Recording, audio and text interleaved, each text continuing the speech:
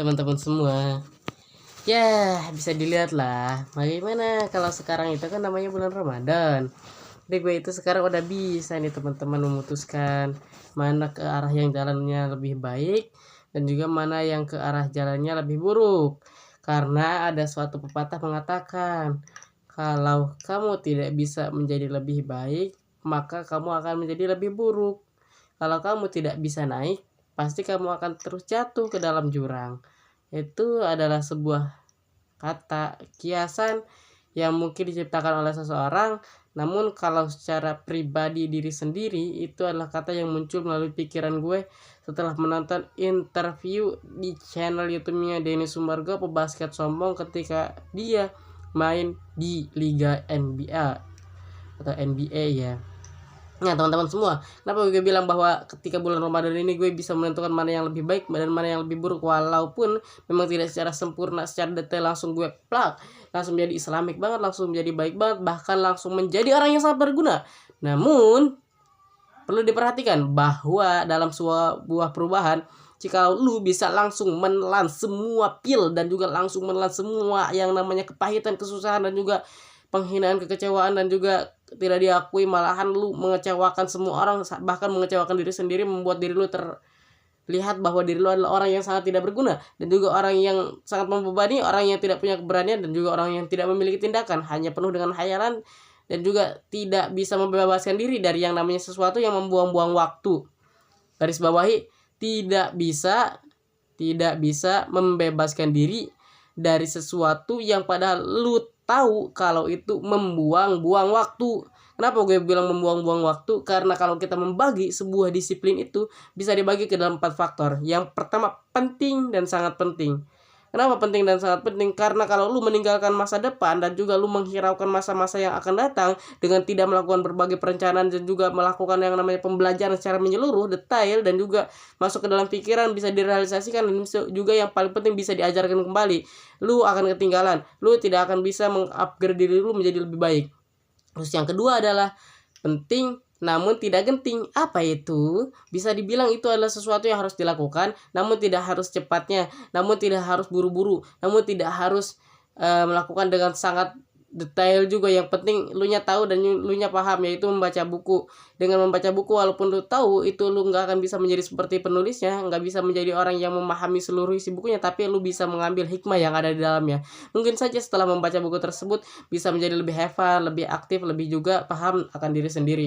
Kenapa bisa bilang gitu? Karena pembicaraan gue kali ini dan juga penekanan gue kali ini, walaupun gue bisa dibilang ya masih agak-agak mirip pandai ya, walaupun udah tidur tadi dari jam 4 ya, setelah sholat asar tidur sampai jam 5 buka, malahan gue juga belum mandi sekarang ya, sangat memalukan. Tapi bisa dibilang gue itu udah mandi 2 kali, waktu mau sholat Jumat di jam 12 ya, mau jam 11.30 atau jam 11.45 atau jam 11.55 itu ya, kayaknya jam 11.55 gue mandi mau sholat Jumat. Habis sholat Jumat gue ngambilin puan di saung yang sudah diambil oleh bapak gue sendiri, dan juga setelah ambilin puan kan gue kotor lagi, lalu gue mandi lagi, lalu gue wifian di sekolahan dengan membeli Orea. Dan wifi-nya itu memberikan sebuah password atau ya sesuatu yang berguna kepada orang yang mungkin tidak dihargai di sana, tapi mungkin emang iya pas, karena ya kita mungkin dihargai sesuai apa yang kita miliki.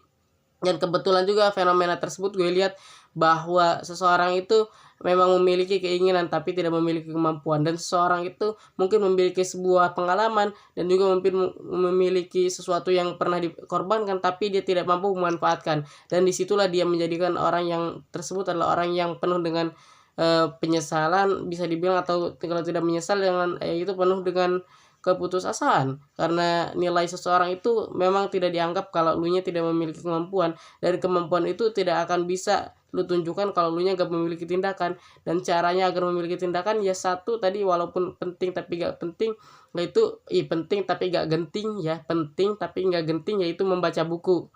Membaca buku boleh, dan juga berolahraga seminggu 2 kali, 3 kali, 4 kali, 5 kali, atau sepenuhnya ya setiap hari. Gue pernah nyobain ngelakuin olahraga seminggu 7 kali ya, ibaratnya setiap hari ya gue ngelakuin yang namanya kayak gini nih sampai 1000 kali setiap hari, 1000 kali ya, mau itu pokoknya intinya 1000 aja satu hari.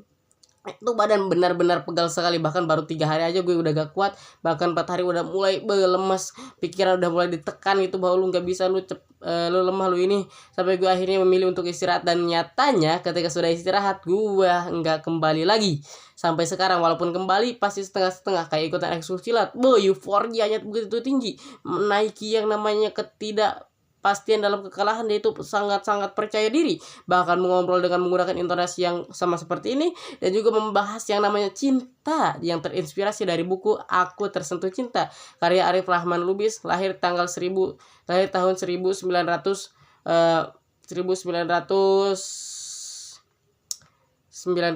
mungkin ya. Canda gue juga lupa ya guys, tapi gak apa-apa lah. Yang penting gue tahu itu bahwa Bang Arif Rahman Lubis ya berasal dari Malang ya, Sumatera Utara kalau nggak salah. Itu Malang tadi sekolah di SMA-nya ya, dan juga kuliahnya di ITB Bandung. Dan sekarang beliau jadi penggagas Islamik di dan Rasul. Nah teman-teman, balik lagi ke topik utama. Kenapa gue bisa sangat euforia? Karena tentunya gue mendapatkan pengalaman. Kenapa pengalaman itu bisa gue ajarkan? Yaitu gara-gara gue memiliki sebuah intuisi yang bisa gue realisasi dan juga bisa gue ambil tindakan menggunakan ucapan. Caranya gimana ya? Gue juga awalnya malu-malu banget sumpah gitu. Gue itu kayak ngeluarin kata-kata ngaji gak ngejo sama dengan lapar, kalau ngejo gak ngaji sama dengan sasar, kalau nggak dua-duanya ya modar, gak usah hidup kalau gak bisa dua-duanya. Itu sama kayak dunia dan akhirat. Nah teman-teman, gara-gara itu gue di roasting, gue dikasih yang namanya cacian, makian, yang dimana gue itu setiap jalan pasti dimintai kata-kata, bahkan setiap dimanapun itu gue pasti harus menyiapkan sebuah kata-kata, dan juga nggak boleh sama kepada orang yang sudah gue berikan kata-katanya. Dan kalau sama, gue itu harus menggantinya dalam sekejap. Dan ibaratnya itu adalah sebuah refleksi, biar lebih cepat lagi kalau ada orang yang bertanya. Nah itulah kegunaannya. Jadi ketika orang tanya bagaimana nasihat seperti ini, bagaimana nasihat seperti itu, nah cuman kalau berbagai seluruh ilmu yang sudah gue dapatin itu tadi kan baru 2 ya, penting tapi gak genting. Kita masuk lagi, nggak penting tapi genting. Contohnya adalah jangan melakukan PMO. Apa itu PMO? Pornography, masturbation, orgasme. Kenapa jangan melakukan hal tersebut walaupun lu kira itu adalah hal yang merilekskan, atau gue sendiri rileks, tenang, aman, damai, dan juga sangat menyenangkan ya. Cuman walaupun nggak genting tapi penting, kalau lu terus melakukan, lu pasti akan kehilangan ingatan atau kehilangan kepercayaan diri untuk bisa mengungkapkan. Sama seperti yang gue lakukan, sama seperti yang gue alami setelah beberapa hari ini. Untungnya gue udah hampir mau seminggu yang gak melakukan, berkat bulan puasa yang begitu berkah dan juga memberikan yang namanya kebahagiaan. Entah itu kebahagiaan secara uang, kebahagiaan secara tindakan, dan juga kebahagiaan secara ibadah, rohani, jasmani, dan juga ilmu spiritual yang mungkin harus gue asah sampai dari sekarang gitu ya. Walaupun banyak sekali hal-hal yang gue tunda, kayak gue nya nggak ngaji di bulan Ramadan ini waktu asar gara-gara sebuah kemalasan yang begitu luar biasa. Tapi insya Allah gue itu harus mempertahankan yang namanya tadarus minimal 1 hari 1 juz di masjid. Cuman teman-teman semua, walaupun lu tahu lu punya keahlian sedikit demi sedikit, lu pasti tahu bahwa kalau lu hanya punya keahlian sedikit tapi langsung lu lupakan dan melakukan yang gue sebutkan tadi, lu sama saja dengan orang yang mau berjalan tapi selalu melihat ke belakang. Gimana itu? Ya udah jalannya gini, jadi mundur, jalan mundur, itu bukan jalan maju, jalan mundur. Percuma. Jadi nggak ada keyakinan yang lu tanamkan, dan juga nggak ada pemikiran yang begitu bertanggung jawab untuk mempertaruhkan yang namanya adu pikiran, dan juga tidak bisa lu untuk merealisasikan, untuk mengajarkan, untuk memberikan arahan. Sama seperti yang poin kedua, itu gak bisa untuk melakukan poin kedua kalau poin ketiganya ini malah gak benar gitu. Itu dari pendapat pribadi gue ya guys. Terserah kalau kalian mungkin ngelakuin yang namanya jarang ngerjain tugas, atau terlalu menghabiskan waktu chatan WA dengan pacaran, atau terlalu makan berlebihan sehingga diabetes. Ya walaupun gue juga hampir diabetes sekarang, tapi gue ingin melakukan program latihan lagi walaupun banyak penyesalan, sama kayak kemarin mengecewakan teman ya, yaitu gue diajak untuk main basket di Semanda ya, dengan teman yang itu gue di klub Aztek di Semanbar, dan juga lawannya di Gundala yaitu di Semanda. Ya gue tahu kenapa gue nggak ikut, gara-gara gue takut kalah, dan juga gue takut dipermalukan. Hanya karena sebuah pengalaman waktu SMP gue selalu dikalahkan dengan teman-teman gue, dan juga kebetulan di SMA sekarang ada teman-temannya lebih payah, bukan kurang pas gitu skillnya, nggak kayak di SMP. Padahal di SMP juga jago, tapi ternyata diacak-acak, apalagi yang sekarang itu di SMA lagi ya. Mungkin itu kelemahan gue sendiri ya, gara-gara gue nggak bisa mengupgrade diri, ya udah circle-nya pun sama. Jadi jangan harapkan yang namanya circle kesuksesan atau kebahagiaan atau kesengsaraan kalau lu nya sendiri pun masih berbanding terbalik dengan dirinya. Ya mungkin bisa lu kalau mau berubah sih, gue juga bisa berubah kayak gini gara-gara circle gue nya bisa mendukung gitu. Sekalipun tidak mendukung, pasti ya gue cari yang mendukung. Kalau masih tetap gak ketemu, secara perlahan gue harus merubah diri sendiri agar bisa menemukan jawaban. Yang terakhir nih, yang keempat, gak penting dan gak genting. Apa gak penting dan gak genting?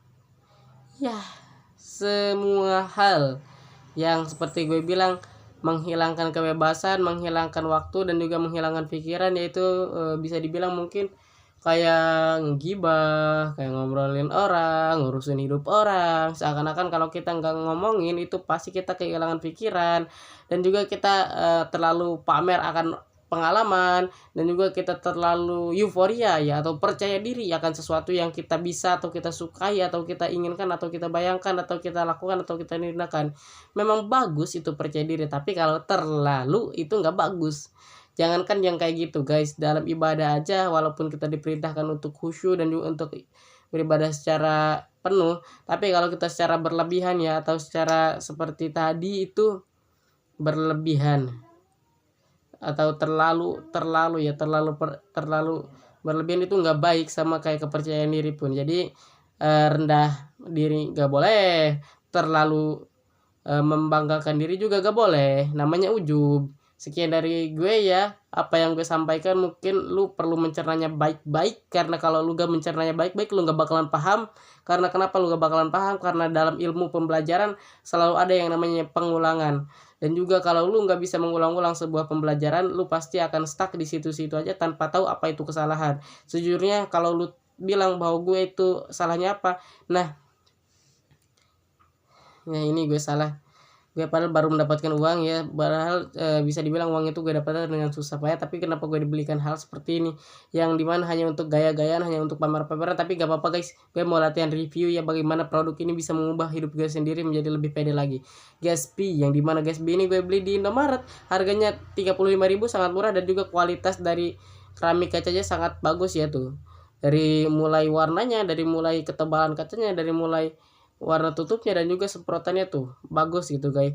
Walaupun kalian ngira alah apaan sih ini ya, abang-abang adik-adik brengsek banget, tapi ya gue itu hanya menyarankan gitu ya, kalau mau beli parfum belilah yang seperti ini. Karena gue yang tadinya gak percaya diri sekarang bisa menjadi lebih aktif lagi.